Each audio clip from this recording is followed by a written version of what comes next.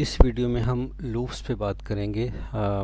हम already loop का concept समझ चुके हैं, डिस्कस कर चुके हैं और हम इफ़ और गो टू को इस्तेमाल करते हुए लूप को इम्प्लीमेंट भी कर चुके हैं। इस वीडियो में हम सी प्लस प्लस लैंग्वेज में जो एक्चुअल लूप के कंस्ट्रक्ट्स हैं जो कि थर्ड प्रोग्रामिंग कंस्ट्रक्ट्स में आते हैं रेपिटेशन में, उसको हम लोग देखेंगे कि वो कंस्ट्रक्ट क्या है और फिर कितने किस्म के जो लूप्स की टाइप्स हैं वो क्या हैं। तो बुनियादी तौर पर हमारे पास दो किस्म के लूप्स हैं, एक pre and post test loops. ये क्या होते हैं ये भी हम लोग डिस्कस करते हैं।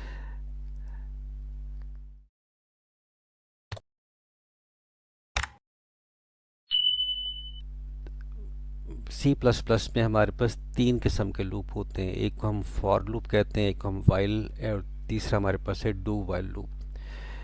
फॉर लूप सबसे ज़्यादा इस्तेमाल होता है और इसका जो सिंटेक्स है वो ये सामने दिया हुआ है।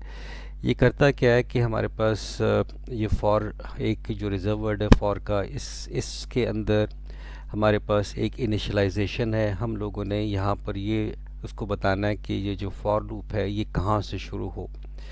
फिर यहाँ पर हम एक कंडीशन लगाते हैं और कंडीशन का मतलब है कि ये जो हमने इनिशियलाइजेशन की है, फॉर एग्जांपल अगर 1 की है तो इसने ये 10 तक जाना है कि 5 तक जाना है, तो ये कंडीशन स्पेसिफाई करेगी कि इस लूप ने कब तक चलना है।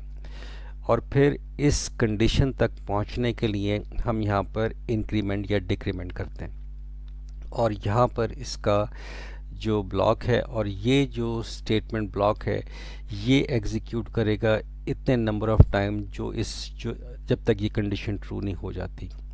यहाँ पर देखें हमारे पास एक छोटा सा हम लोगों ने एग्जांपल बनाया हुआ है और ये है program to print numbers from 1 to 10। और यहाँ पर ये है लूप की इम्प्लीमेंटेशन, ये है फॉर और इंट आई। यहाँ पर हम लोग आई वेरिएबल को डिक्लेयर भी कर रहे हैं और साथ ही इनिशियलाइज भी कर रहे हैं, तो आई की वैल्यू क्या होगी, 1 होगी। इसके बाद हम कह रहे हैं I is less than equal to 10, तो इसका मतलब ये है कि ये हमारी क्या है, ये हमारी कंडीशन है। तो ये जो कंडीशन है ये जब तक ट्रू रहेगी, इसका रिज़ल्ट ट्रू रहेगा, ये सी आउट आई एंड लाइन ये वाली स्टेटमेंट एग्जीक्यूट होती रहेगी।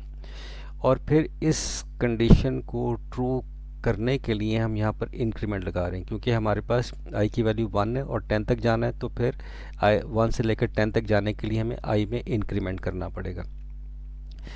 तो अब ये क्या करेगा कि 1 से शुरू होगा और फिर वो नीचे आएगा। आई की वैल्यू हम लोग डिस्प्ले करवा रहे हैं, 1 डिस्प्ले होगा।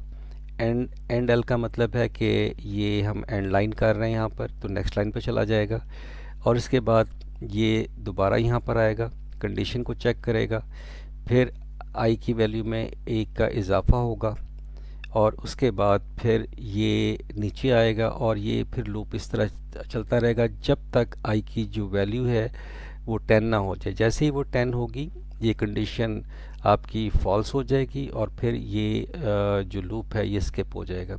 तो ये बहुत ही बेसिक लेवल का लूप है लेकिन बहुत ही फ़ायदेमंद लूप है। बहुत सारे केसेस में, सिनारियोज़ में हम लोग फॉर लूप इस्तेमाल करते हैं। जो अगला हमारा लूप है वो है वाइल लूप। वाइल लूप को हम लोग कहते हैं कि pre test loop. Pre test का मतलब है कि जब तक ये कंडीशन ट्रू नहीं होगी ये स्टेटमेंट, ये जो लूप है वो एग्जीक्यूट नहीं होगा।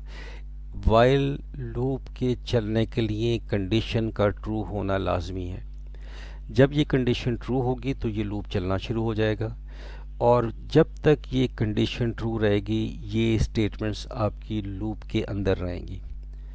ठीक है, तो इसीलिए इसको कहते हैं प्री टेस्ट। टेस्ट कंडीशन यानी कि ये जो स्टेटमेंट है इनको एग्जीक्यूट करने से पहले हम कंडीशन को टेस्ट करते हैं, अगर ये ट्रू होगी तब ये होगा, इसीलिए इसको प्री टेस्ट कहा गया। यहाँ पर देखें इसकी इम्प्लीमेंटेशन कि हमने इंटीजर आई यहाँ पर डिक्लेयर किया, फिर हमने साथ ही कंडीशन चेक कर दी वाइल के साथ कि ये आई की वैल्यू क्योंकि 1 है तो कंडीशन हमारी ट्रू है। जैसे हमारी कंडीशन ट्रू होगी ये वाइल के ब्लॉक में आ जाएगा और हम सेम चीज़ जो है वो डिस्ट्रीब्यूट यहाँ पर इस्तेमाल कर रहे हैं, आई की वैल्यू यहाँ पर डिस्प्ले होती रहेगी। सी आउट आई एंड एल, तो आई की वैल्यू डिस्प्ले होगी, अगली लाइन में चला जाएगा, I is equal to I plus one होगा, यानी कि आई की वैल्यू 2 हो जाएगी। फिर वो कंडीशन चेक करेगा, कंडीशन ट्रू होगी, और फिर वो ये एग्जीक्यूट करता चला जाएगा जब तक ये कंडीशन हमारी फॉल्स नहीं हो जाती। जैसे ये कंडीशन फॉल्स होगी, ये यहाँ से एग्ज़िट कर जाएगा। इसके बाद फिर अगला हमारा लूप है डू वाइल लूप। इसको हम कहते हैं post test loop. Post test का मतलब है कि इसके अंदर जो कंडीशन होगी वो बाद में चेक होगी। इसमें और वाइल लूप में और डू वाइल लूप में एक छोटा सा फ़र्क है, यानी कि एक जो मेन फ़र्क है वो तो ये है कि वाइल कंडीशन में कंडीशन पहले चेक होगी, डू वाइल के अंदर कंडीशन पहले चेक होगी। लेकिन इसकी एग्जीक्यूशन में एक और इम्पॉर्टेंट चीज़ भी है, वो ये है कि डू वाइल लूप के अंदर जो स्टेटमेंट हम लोग एग्जीक्यूट करवाना चाह रहे हैं वो कम से कम एक दफ़ा ज़रूर एग्जीक्यूट होंगी, क्योंकि कंडीशन बाद में चेक हो रही है। ठीक है, अब ये कंडीशन फॉल्स होगी तो फिर ये नहीं होगी, लेकिन इस कंडीशन को चेक करने से पहले ये जो ब्लॉक है ये लाजमी तौर पे कम से कम एक दफ़ा ज़रूर एग्जीक्यूट होगा, अगर कंडीशन फॉल्स भी है तो। ठीक है, अब हम इसको इम्प्लीमेंट करके देख लेते हैं। हमने कहा कि डू, इसके बाद हम ये ब्लॉक में आ गए और फिर हमने आई की वैल्यू यहाँ पर 1 की और ये सेम एग्जीक्यूट होता रहा, और जैसे ये कंडीशन हमारी फॉल्स हुई ये एग्जीक्यूट हो गया। तो ये 3 किस्म के लूप हैं, और आई थिंक कि जो कॉन्सेप्ट है आपको समझ आ गया होगा।